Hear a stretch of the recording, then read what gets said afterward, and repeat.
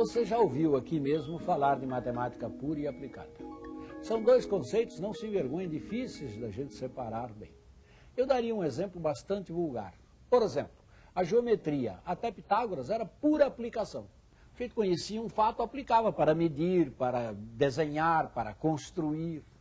Era matemática aplicada. A partir de Pitágoras, e teve seu ápice em Euclides, o homem passou a fazer matemática pela matemática. Construiu um arcabouço intelectual, construiu um modelo, matemática pura. Será que eu poderia fazer a mesma divisão com as artes? Vou tentar algo semelhante. Eu diria que o cinema e o teatro são artes puramente representativas. Já nas artes plásticas, a escultura e a pintura, ora são figurativas, mas quando são abstratas, ainda assim estão representando algo. Já na música, há uma pequena diferença. Vamos tomar Vivaldi, A Primavera. É uma bela música. Mas se ele chamasse aquela música de Sorriso de Criança, eu também aceitaria do mesmo modo. O som não representa o olho, a criança ou a primavera. Ela suscita sentimentos. É desta arte dita pura que vamos falar hoje. E como ela mexeu com os povos de diferentes culturas em diferentes épocas. Dividiu-se o espectro sonoro de maneira diferente. Fez-se música árabe, música grega, música contemporânea, música antiga. Fez-se música, tratou-se do seu objeto primordial, o som.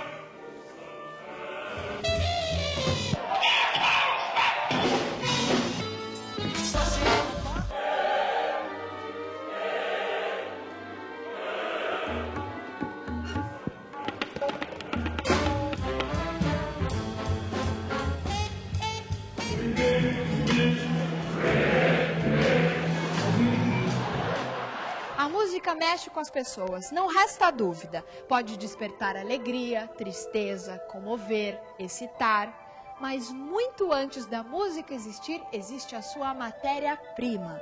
Os sons, no seu estado mais puro, servem ao compositor, assim como a paleta de tintas pode servir ao artista plástico.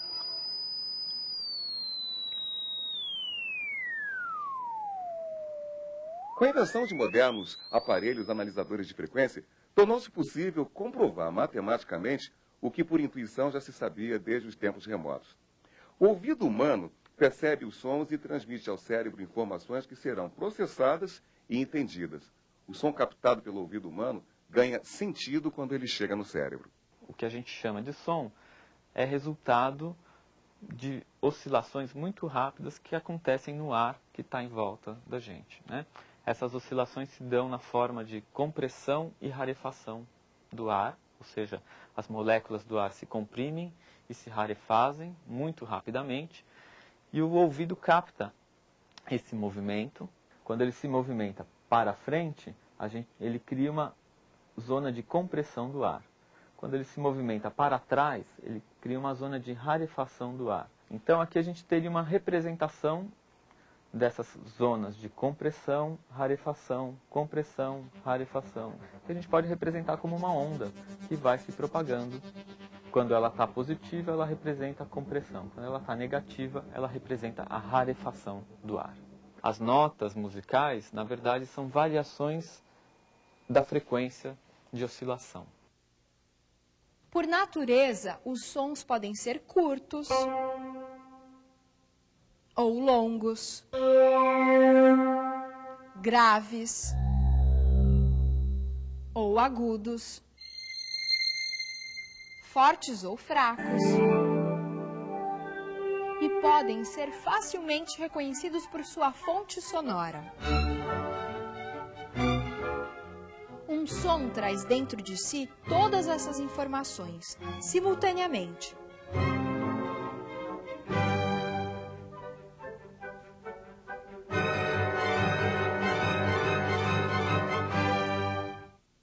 exemplo, se alguém emitir um som que tem uma determinada frequência de vibração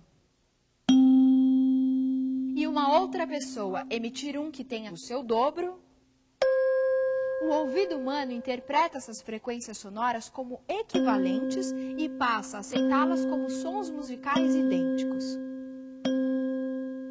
Desde a antiguidade, nas mais variadas épocas, os povos se utilizaram desse conhecimento para organizar suas criações musicais. Desenvolveu-se o costume de utilizar os sons que o nosso ouvido reconhecia como equivalentes, como limites de uma espécie de espaço sonoro que poderia ser dividido, ou melhor, fracionado. Uma maneira bastante comum de fracionar esse espaço entre dois sons equivalentes, Dó e Dó, por exemplo, é em 7 partes. Por gerar 7 notas, criou-se a denominação oitava para este ciclo, já que o oitavo som passa a ser considerado o primeiro do espaço equivalente, dando a impressão de voltar ao início e, assim, virtualmente, até o infinito. Em lugares onde certas tradições milenares ainda são mantidas, podemos ir buscar mais informações sobre as variadas maneiras de organizar os sons com o propósito de fazer música. Aquela mesma oitava, dividida agora em 5 sons, ao invés de 7, pode ser ouvida na China, na Indonésia, na África ou nas Américas. Estes 5 sons dão o sabor característico das músicas orientais.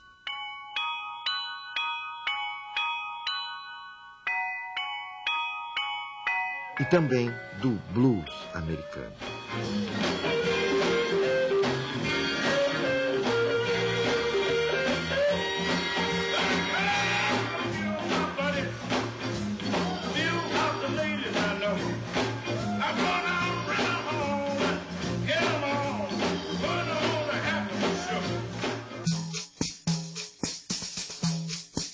Por sua vez, árabes incluem na sua tradição até 24 divisões desiguais no interior da oitava, criando combinações que levam a 133 maneiras de agrupar os sons.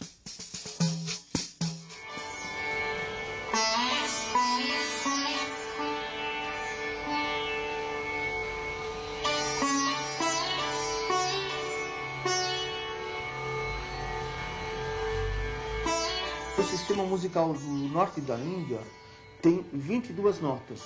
São intervalos muito pequenos de som, são chamados quartos de tom. E no sul da Índia eles têm 28 intervalos.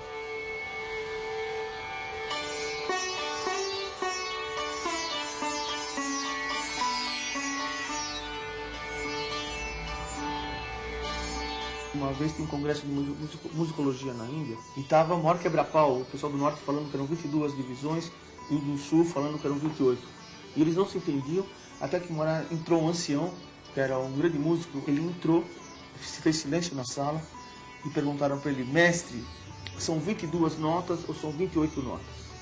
Ele falou: não existe essa questão. Música é como água, são infinitas as divisões.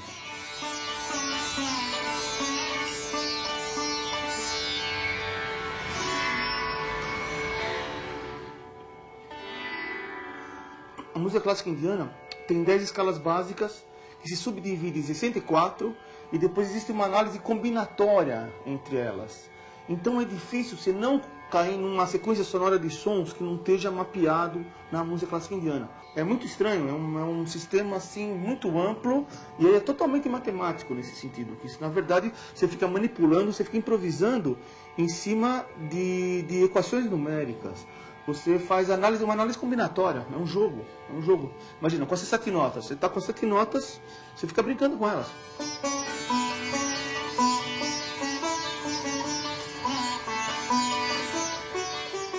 É uma geometria precisa, é uma geometria mágica, mas ao mesmo tempo é uma geometria não extremamente calculada como um metrônomo. Isso acontece muito no ritmo indiano, por exemplo. Um percussionista vai mexer com ciclos. Porque o tempo na Índia é sempre pensado como um ciclo. É um ciclo mágico de números que se repetem.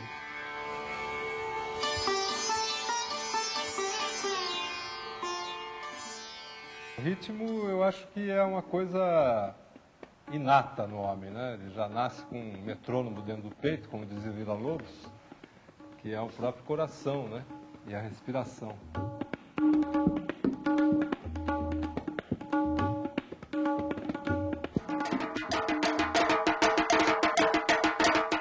O tambor, ele toca e diz, gente, venha para os orixás, saia um pouquinho da sua estrutura terrena, da sua vida de pé no chão, né? E venha para um outro espaço, para serem outras coisas, para perceberem outras coisas, para terem outras percepções.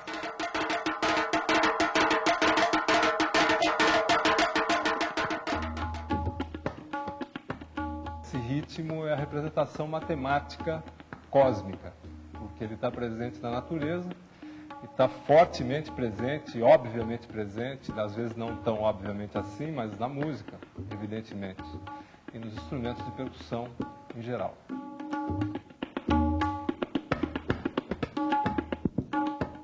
A música, ela leva ao êxtase, né? Sempre vai levar ao êxtase, né? Sempre você vai ouvir a música, cada um tem um jeitão de receber esse êxtase, né? Chama para a linguagem mesmo de dentro para fora, né? É tirar alguma coisa de dentro e pôr para fora, né? Pôr para fora uma energia que você tem dentro de você mesmo, né? E o tambor ajuda esse movimento, né?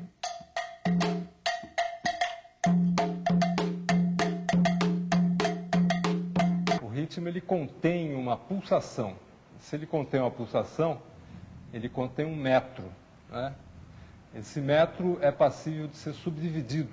Você vai ampliando e vai combinando essas variações, você tem uma infinidade de combinações e de resultados extremamente sofisticados e complexos que não deixam de estar, todos eles, atados entre si. Quer dizer, todos eles têm uma relação muito íntima com essa pulsação fundamental. Isso é matemática.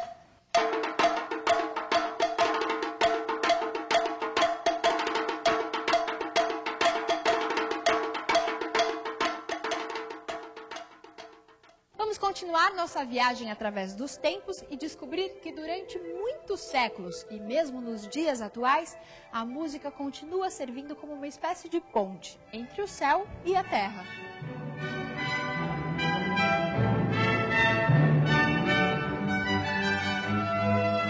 E quando a gente ouve a música do Bach, a gente sente um teor religioso muito forte, de elevação espiritual mesmo, assim, né?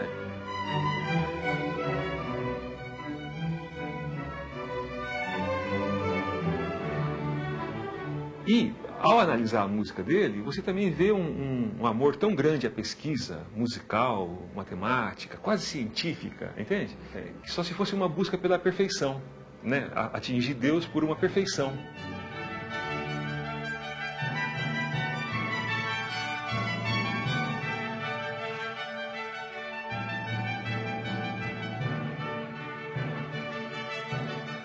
Na época do Bach, estava sendo definido o que depois ficou sendo conhecido como o período tonal da música. A partir do Bach, a dimensão do acorde, que são notas tocadas ao mesmo tempo, né, começou a fazer sentido. Então, o Bach já escreve pensando assim e também pensando do jeito antigo. Ele mistura as duas coisas, né?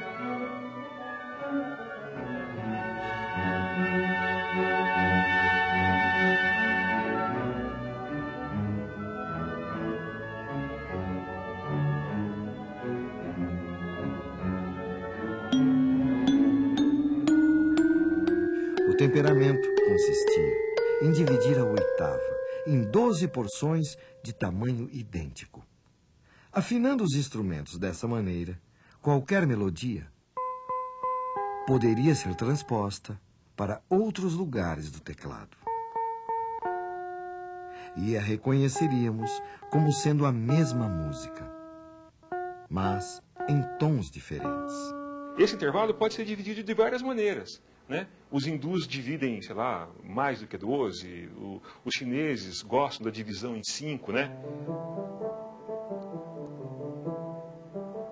Então os ocidentais acharam uma maneira exata, né? Bem a nossa cara ocidental, de dividir esse intervalo em 12 frações iguais, né? Isso foi chamado de temperamento, porque é um temperamento em relação à natureza. Imagina que você pega um tubo, assopra esse tubo, né? Sai uma nota bem grave. Aí você assopra de novo, sai outra nota, que vai ser a oitava da primeira. Aí assopra de novo, sai outra, que é a quinta da segunda. E se você conseguisse tirar uma série de sons, que é chamada série harmônica, né? Só soprando esse tubo, não dariam essas notas aqui. Entende? Quer dizer, a natureza, os sons, da maneira como eles estão na natureza, não é a maneira como está no teclado dos instrumentos ocidentais. Essa maneira é chamada de maneira temperada.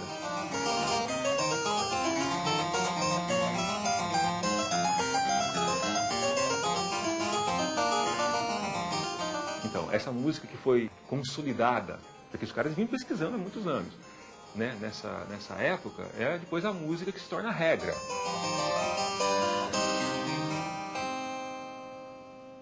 E o Bach, para demonstrar e para estudar isso, ele falou assim, 12 notas, então eu posso fazer 12 músicas em 12 tons diferentes, tanto no modo maior quanto no modo menor. Então ele escreveu Cravo Bem Temperado, em 24, com 24 tons, né? Dó maior, Dó menor, Dó sustenido maior, Dó sustenido menor, Ré maior, Ré menor.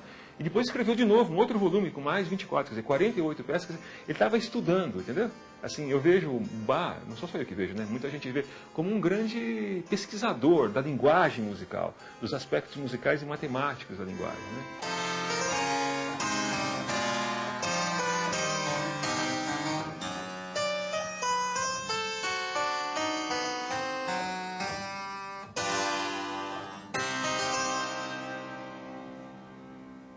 À medida que analisamos os acontecimentos musicais à luz da matemática, a exatidão numérica que orienta a escolha das notas e dos ritmos quando os músicos tocam ou compõem parece indicar que, de alguma maneira, eles sempre buscavam a perfeição.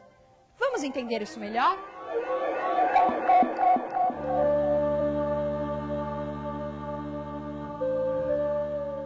O filósofo e matemático Pitágoras realizou a primeira experiência registrada na história da ciência.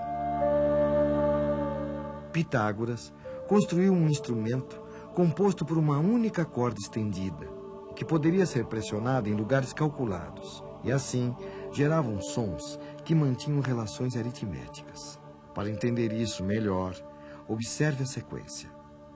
1, 2, 3, 4, 5, 6, 7.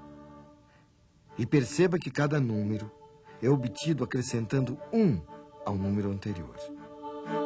Mas as notas obtidas à maneira pitagórica, geradas por relações aritméticas, produzem a cada oitava não as mesmas notas da primeira, mas outras sutilmente desiguais.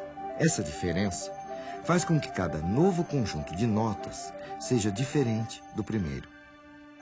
Se pensarmos em um esquema para representar esse fenômeno sonoro, as escalas pitagóricas geram não um círculo, mas sim uma espiral de notas.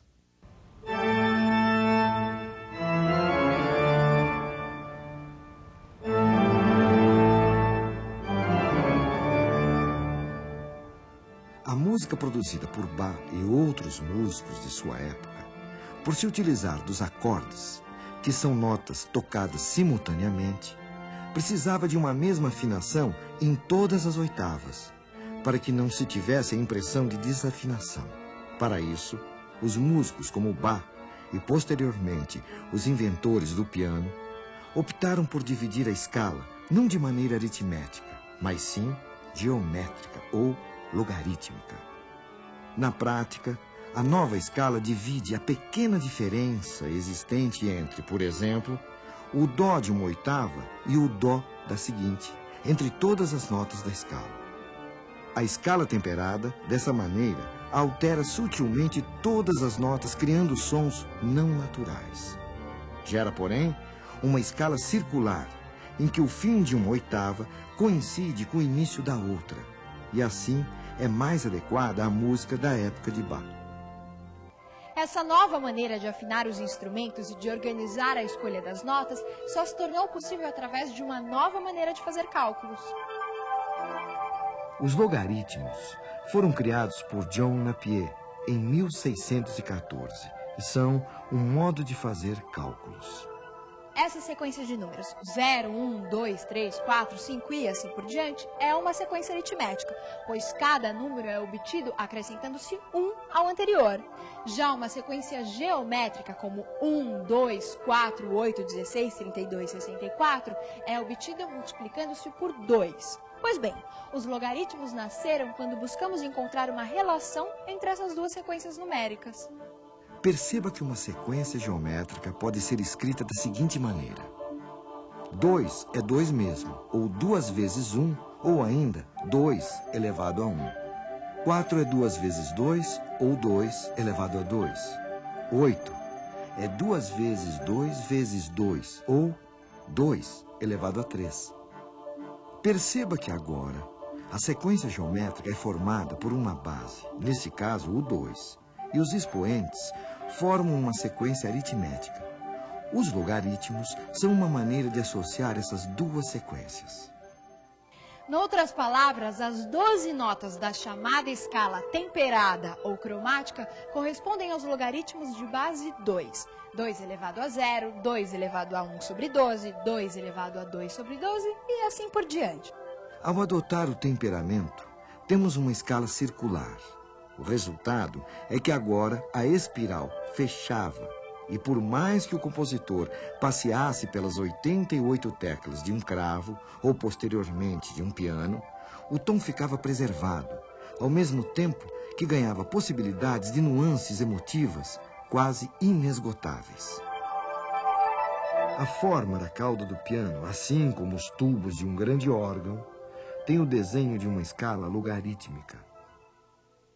Se você vai dar aula de logaritmo, jovem professor ou professora, peça um pequeno tocador de CD, bote uma música de Bach, ou mesmo traga um menino com violão, ou se a escola puder, vá ao salão onde há um piano, e mande alguém tocar Bach. Ao ouvir, ele vai estar preparado para entender a ideia de logaritmo. Pois, tocar Bach nada mais é do que dedilhar sobre logaritmos.